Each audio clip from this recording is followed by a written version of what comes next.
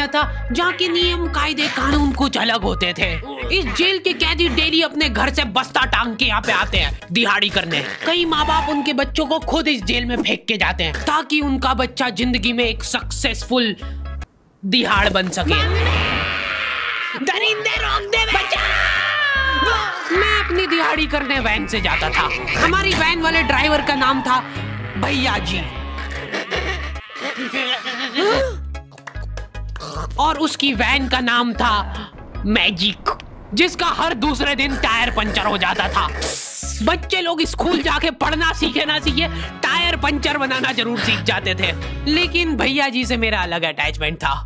उनसे मेरे को दिल से नफरत थी। ये आदमी सुबह 5 बजे आके मेरे घर के सामने हॉर्न बजाता था। अरे भैयू, ओए भैयू, जल्दी से तैयार हो जा बेटा, 5 मिनट में निकलना है फटाफट। 9 बजे का स्कूल है यार हमारा। लेकिन ये आदमी सुबह सबसे पहले आके मेरे को लेता था। उसके बाद हम 3-4 घंटे पूरे शहर भ्रमण पे निकलते थे। शहर के पूरे आखिरी कोने से बच्चे ले लेके आता था ये आदमी। जहाँ पे वैन जा भी नहीं सकती उधर कूदा के ले जाता था ये, और फिर टायर पंचर हो जाते थे। शाम पड़े वापस से हमको घर घर छोड़ के आता था ये। जिंदगी बर्बाद कर दी थी भैया जी ने मेरी। सबसे पहले लेते थे और सबसे आखिर में छोड़ते थे। लेकिन मैं फिर भी उसी वैन में जाता था क्योंकि चमेली भी हमारी वैन में ही आती थी।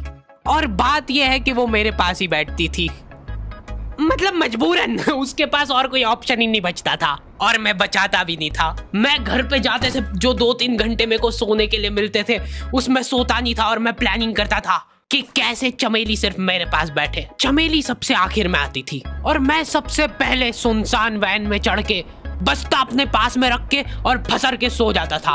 बाकी सारे बच्चे अपना बस्ता गोदी में रखते थे क्योंकि तुम्हारे बाप की वैन नहीं है, मतलब मेरे भी नहीं थी, पर मेरे ऊपर भैया जी को तरस आ जाता था कि बेचारा 5 बजे से आया है, तो वो सोने देते थे।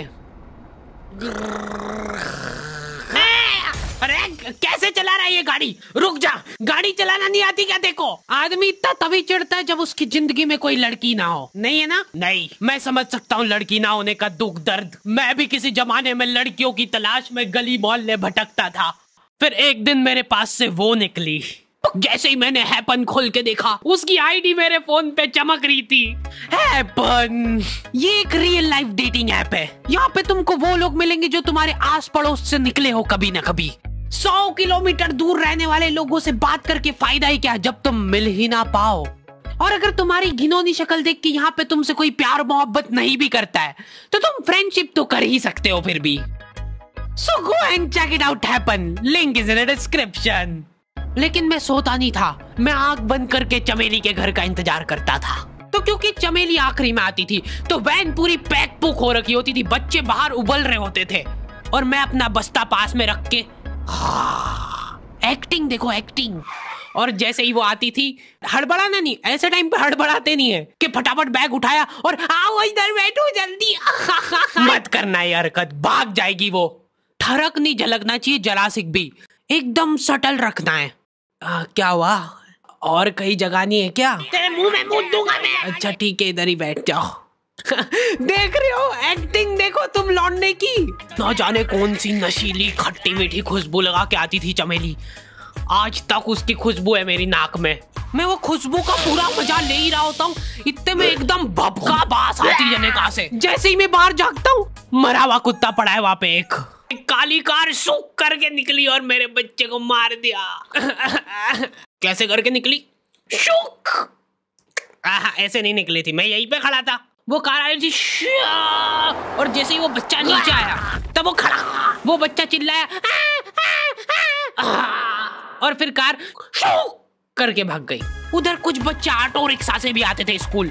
ऐसा लगता था कि पूरे स्कूल के बच्चे इस एक ऑटो रिक्शा में ठूस ठूस के ले जाता है वो। ये ऑटो वाले और भैया जी दोस्त थे और अब ये बीच सड़क पे रेसिंग लगवा रहे। इनकी गाड़ियां उबला रही है बच्चों से, फिर भी नहीं मान रहे ये लोग। नहीं जीतूंगा। स्कूल जाके वो पीछे मुलट के देख रहा है तो एक बच्चा नहीं बचा उसके ऑटो रिक्शा में। हमारे भैया जी बेचारे पीछे से उनके गिरे हुए बच्चों को उठा उठा के ला रहे थे। ये सब हरकतें करके हम लोग जैसे तैसे कैद खाना पहुंच जाते हैं। सुबह 5 बजे से निकलने के बावजूद हम लोग लेट पहुंच रहे हैं। वहां पे पहुंच के हमने देखा कि 4 लौंडे मरे हुए पड़े हैं। जिनको डॉन ने मारा है। डॉन हमारे स्कूल की इंचार्ज थी। डॉन का कद छोटा था और पेट मोटा था, और आश्चर्य की बात यह है कि समय के साथ उसकी हाइट कम हो रही थी। मतलब बड़े नहीं बड़े वो चलता है एक बार को, पर इसकी कम हो रही थी। डॉन बहुत स्ट्रगल करके कार से स्कूल आती थी खड़े होके, क्योंकि बैठ जाए तो उसको सामने की सड़क नहीं दिखती थी। वो अलग बात है, खड़े होके भी पूरा नहीं दिखता था। हर रोज 2-4 कुत्ते कुचलते हुए आती थी वो। फिर मेरे को समझ आया कि रास्ते में जो कुत्ते दिखे थे वो डॉन इस कैद खाने में छत पे बैठी रहती थी स्नाइपर लेके। कोई भी कैदी कुछ गलत गतिविधि करता हुआ दिखता था तो वहीं पे, मैडम इनकी लाश का क्या करना है? अरे ये तो आपको पता ही है। कहाँ रह गए थे यार झमू दीदी? फटाफट ये खून वून साफ करो। झमू दीदी बुलेट से स्कूल आते थे और ये अफवाह फैली हुई थी पूरे स्कूल में कि उनके घर पे मर्सिडीज भी है। लेकिन झमू दीदी हम्बल रहना पसंद करते हैं। ऐसा कहा जाता था कि ये स्कूल ऑन पेपर झमू दीदी के नाम पे ही है, पर वो हम्बल रहने के लिए यहाँ पे झाड़ू पोछा लगाती है। वैसे मैडम इन्होंने करा क्या था? गैर कानूनी पेन फाइट का सट्टा खेलते थे ये लोग क्लास में। उससे मेरे को प्रॉब्लम नहीं है, मेरे को क्यों नहीं? हाँ, हमारी क्लास में पेन फाइट का सट्टा चलता था। हमारे इधर जो लौंडा पेन फाइट में जीतता था, सामने वाले का पेन उसका हो जाता था। कुछ बच्चे अपना सब कुछ दांव पे लगा देते थे और कर्जे में डूब जाते थे। फिर भी वो लोग हार नहीं मानते थे और अपने दोस्त से पेन उधार लेके खेलते थे और वापस हार जाते थे। तो अब क्लास में कुछ बच्चों के पास पोटला भर के पेन पड़ा है और कुछ बच्चों के पास पेन ही नहीं है। पेन इस कैद खाने की करेंसी थी। जिसके पास जितने महंगे पेन वो उतना रईस। यहाँ पे ब्लैक में पेन इधर उधर होते थे। नॉर्मल लोगों के पास होते थे 5 रुपए वाले जीफी जेल, जो कि तुम एक पन्ने पे लिखोगे तो पीछे 10 पन्ने तक छप जाएगा। और उनसे भी गए बीते लोग होते थे जो 3 रुपए वाला यूज एंड थ्रो लेके आते थे और उससे भी उनकी अच्छी राइटिंग आ जाती थी। बहुत चिढ़ मचती थी यार मैं कौन से। और कुछ चुनिंदा रईस लोग होते थे जिनके पास होता था ट्राइमैक्स। हर बच्चे का सपना होता था कि उसके पास एक ट्राइमैक्स हो, साथ में आसपास 2-4 लड़कियां हो। मेरे को प्लीज मेरे को यहाँ पे ऑटोग्राफ दे दो। ये लो ट्राइमैक्स किंग के। ये ट्राइमैक्स क्या बात कर रही है? सही में एकदम रईस लोग ही अफोर्ड कर पाते थे ट्राइमैक्स। वो बाबड़े भी एक-एक अक्षर लिख के रिफिल खोल के देखते थे। खाली हो रही है तो एक बार एक रईस बच्चे का ट्राइमैक्स चोरी हो गया। पूरे स्कूल में हाहू मच गई थी। वो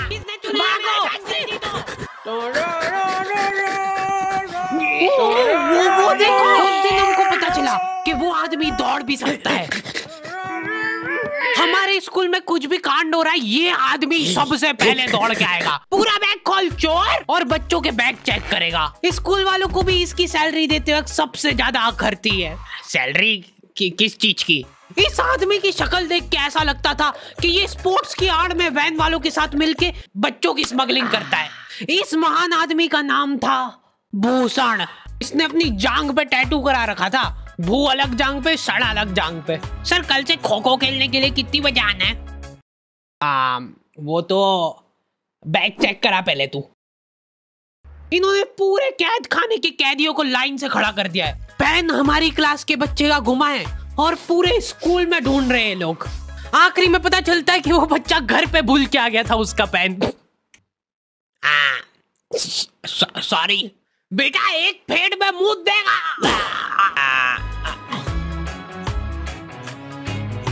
ऐसे तो नमूने बच्चे थे हमारे स्कूल में, और टीचर लोग उनसे भी गए बीते थे।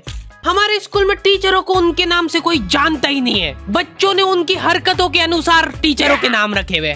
हमारे इंग्लिश वाले टीचर का नाम था छोटा भीम। इससे चिड़चिड़ा आदमी मैंने आज तक नहीं देखा। छोटा भीम की हॉबी थी लड़कों को कूटना।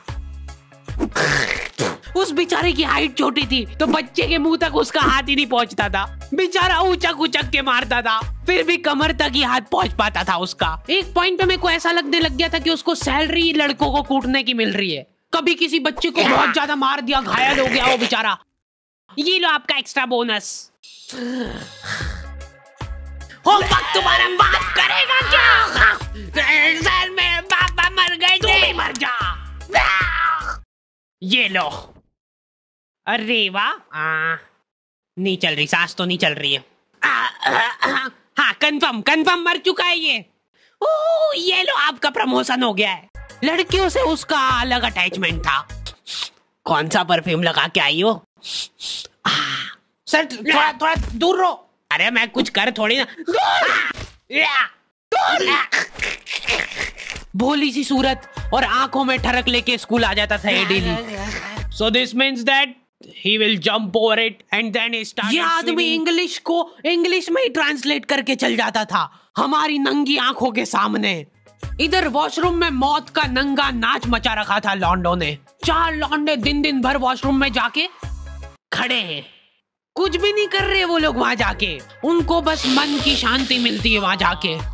अगले दिन उन चारों ने प्लानिंग करी, कुछ तो प्रोडक्टिव करते यार वहां जाके। अगले दिन वो सब पानी की बोतल लेके गए। अब वो पानी पी पी के हाथों हाथ मूत रहे हैं। और ये टीचर लोगों को प्रॉब्लम क्या है, बच्चे अगर वॉशरूम जा रहे हैं तो एक गया है तो अभी दूसरा नहीं जा सकता है। क्यों? तुम्हारे घर की लेटरिन थोड़ी ना है वो कि एक टाइम पे एक जना यूज कर सकता है। मान लो वो 2 जने अगर वॉशरूम में मिल गए तो वो क्या कर लेंगे ज्यादा से ज्यादा? भाई यहाँ का बल्ब निकाल लेते हैं ना। हाँ निकाल लो, फीस भरी अपन ने। लॉन्डो को ऐसा लग रहा है कि इन्होंने फीस भर के पूरा स्कूल खरीद लिया है। 10 लॉन्डे कॉरिडोर में छाती चौड़ी करके चल रहे हैं प्रिंसिपल के सामने। प्रिंसिपल को इग्नोर कर रहे हैं ये लोग। इनको ऐसा लग रहा है कि इन्होंने फीस भर दी है तो प्रिंसिपल इनके पैर पड़ेगी। उनमें से आधों ने फीस भरी भी नहीं है। हमारा स्कूल बिल्कुल सेफ नहीं था। हमारे वॉशरूम में चोरियां हो जाती थी यार। बल्ब चोरी करने के बाद सब लोग अंधेरे में मूत रहे एक दूसरे के जूते पे। उधर कर। उसके बाद पूरे वॉशरूम में कुछ दिख नहीं रहा है चोरी करने का। तो ये लोग हाँ नल उखाड़ के ले गए। नल कौन ले जाता है? कभी वो मछली वाले साबुन चोरी हो जाते थे, कभी ये फिनाइल की सफेद गोली को माउथ फ्रेशनर समझ के खा जाते थे। भाई इसको चबा मत, इसको चूस, ज्यादा देर तक चलेगी ऐसे। ठंडक हो रही भाई, ठंडक।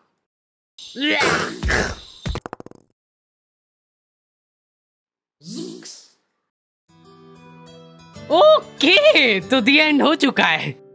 होपफुली तुम लोगों को ये वीडियो पसंद आई होगी। अब कोई भी रोएगा नहीं। डैडी किधर गया? वो मर चुका है। लो भाई तुमको जो चाहिए था ले आया हूँ मैं। अपने दोस्तों को ब्लैकमेल करो उनकी गंदी फोटोज दिखा के कि उनको ये वीडियो मजबूरन देखना पड़े। बाकी अगर तुमको इसका सेकंड पार्ट चाहिए तो 2.5 लाख लाइक्स कर दो फटाफट। और हैपन चेकआउट करना बिल्कुल मत भूलना, लिंक मैंने डिस्क्रिप्शन में डाल दी है। मिलते हैं नेक्स्ट वीडियो में।